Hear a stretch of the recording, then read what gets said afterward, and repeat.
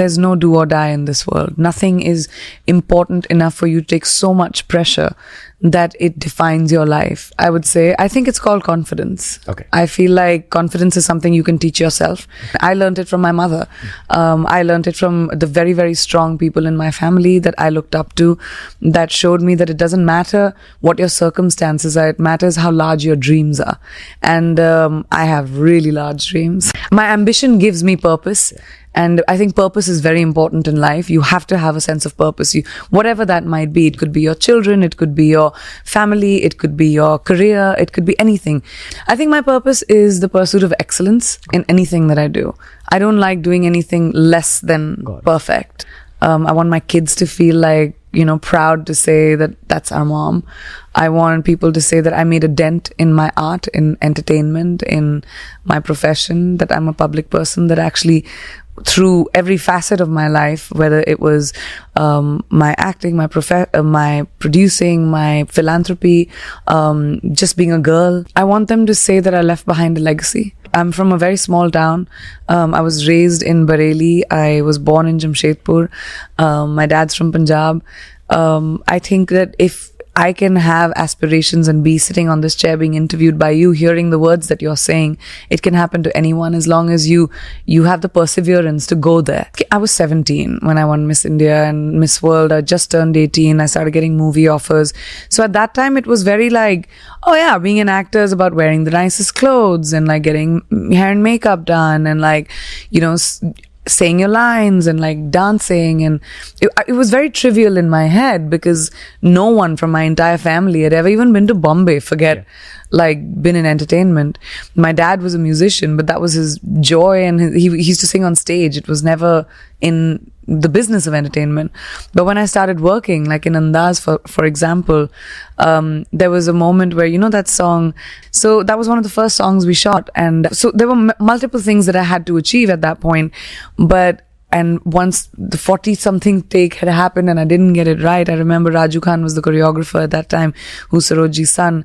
He threw his mic down and he said, just because you're Miss World, you think you can become an actress? Go learn how to dance and then come back and perform. And I remember going to Pandit Viru Krishn's class and I started learning Kathak.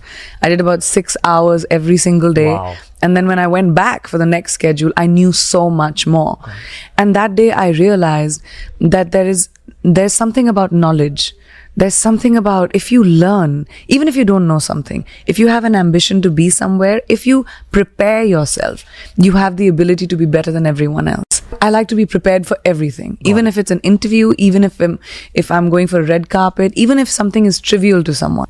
I think honesty is very important in relationships, whether it's with friends, whether it's with family, whether it's with your loved one, whether it's in a romantic relationship. I think being real to what you really are feeling is very important. And a lot of people don't have the guts to do that because we are always pretending to be a certain way so that we can maintain a relationship. But I think the healthiest relationships happen when you have the ability to call out someone and say, well, that's not right, or I don't feel a certain way and you're wrong or you're right, and to be able to talk about it. My parents, even though they had separate responsibilities and they always worked together, but they always gave each other respect in terms of each other's opinions. And I was raised in an environment like that. My mom's opinion was as important as my dad's opinion.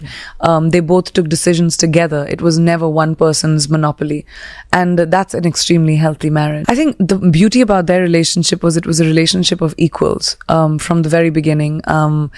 People confuse discipline with like punctuality sometimes, but that's not what discipline is. Discipline is being prepared. Discipline is riyaz. Discipline is training. Discipline is learning. Discipline is knowing that if I'm going to do a job, I'm going to give it my 120%. Otherwise, I'm not going to do it. Because when it comes to the military, even one mistake can cause a big butterfly effect. And that's something I definitely learned from both my parents as physicians and as people who were in the military. And I really feel like you are defined by, every time you're defined by what you do next, not what you left behind. Great, that happened. What's next? I like that. How am I going to top that? Yeah. Or what am I going to do that's going to be different? It might not be the same thing because there's no point of doing the same thing over again. I try not to do the same thing over again. You have to take risks. Risks are so important in evolution. Playing it safe yeah, you can have an existence, but you'll never be someone who's a trailblazer. My dad was extremely sensitive, but he was also like my biggest champion. The one thing that I learned from him was the hustle. He always taught me that don't be afraid of the failure. What you do next after failure is what will define you. Everyone fails. It's going to happen to you. It's going to happen to me. It's going to happen to everyone. Instead of sitting on your hands and saying, I can't do it again, find the courage inside of you and saying, what can I do differently? How do you look back into your mistake and say, all right, that was a mistake. Great. Not doing that again. That's something I really learned from my dad. I tried it a couple of times. There were phases in my life, especially after my dad. I didn't know how to deal with my emotions. I was in a new country. I didn't know people. I was walking into meetings where people didn't know me. I was reintroducing myself at the age of 31, 32 after I had conquered another industry in India. So, all of those things added a lot of pressures on me, when you're starting all over again in another country where a culture is different, everything was different, and I was alone. So it took a big toll on me at that point, and I don't know if I can clinically say I was depressed or not, but I really felt like I was. I tried to go to therapists, but because I didn't have the consistency of time, I didn't follow through. So I kind of logified with myself. I'm someone who talks to myself, and I think about things, whether it's in my dreams or whether it's when I'm awake. I talk to myself about how I'm feeling and how I can overcome it. I told myself to allow myself to feel it, to accept it. I think you have to reach a place of acceptance of the fact that it's okay to feel that way instead of beating yourself up about it. Especially when you have something that you're mentally feeling like you can't move on from, you have to find support. You have to find someone you can rely on. I relied a lot on my friends at that point. I chose, instead of being alone and dealing with it alone, I would go out, seek out people that actually care about me. And I think a lot of kids don't do that. Because of stuff we read and people's opinions that we read online, and trust me, no one has more opinions about someone as they do about me. I get so many opinions from people, good, bad, ugly, and I could very easily succumb under the pressure of it. But I feel like social media can be good and can be evil. If you focus on the good, the idea of social media was to get people together. It was never to make people feel like they're targets.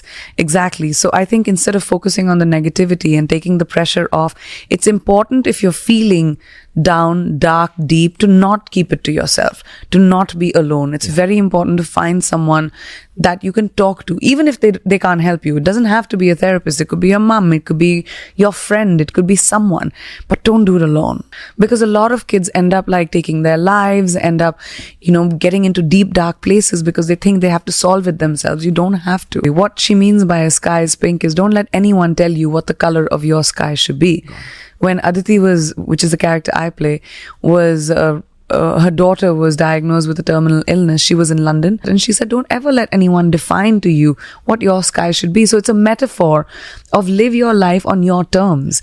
Don't let anyone's expectations of you define what you want to do. It's not their life, it's yours. Yeah.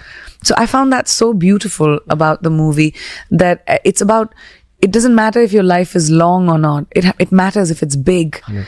And this movie is about that. My mom was very ferociously protective about me. It was very important to her that every dream that I had, whether it was small, whether it was big, my aspirations were fulfilled.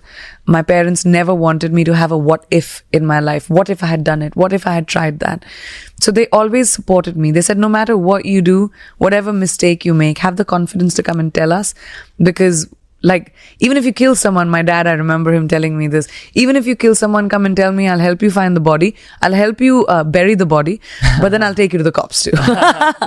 So you'll always have to have courage of conviction, which was something my parents have taught. I just feel like, because I'm a public person, it's very easy for my entire life to be an open book, but I like to keep a few things to myself.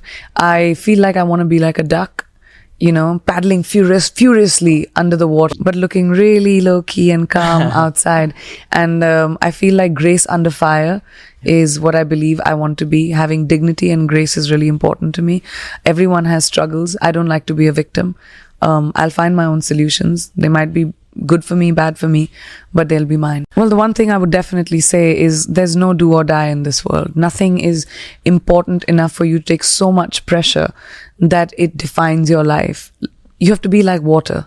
Yeah. You know, learn to be like water, adaptable, fit into any vessel, have a sense of calm, have a sense of patience.